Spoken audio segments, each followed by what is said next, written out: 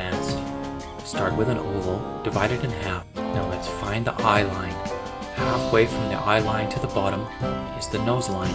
I'm going to make a U. Halfway from the bottom of the nose to the chin is the mouth. Draw an oval for the chin and another oval for the whole mouth. Find the width of the nose.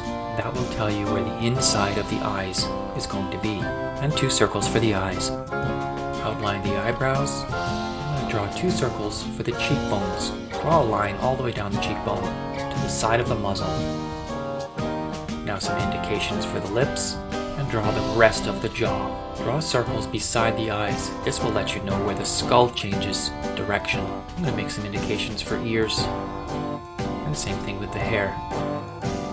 Now we can start with some details.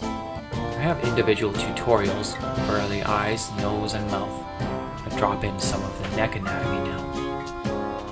For shading, I'm not going to think about the lighting too much at this point. We're going to cover this in another tutorial. I hope that helps you with your placement.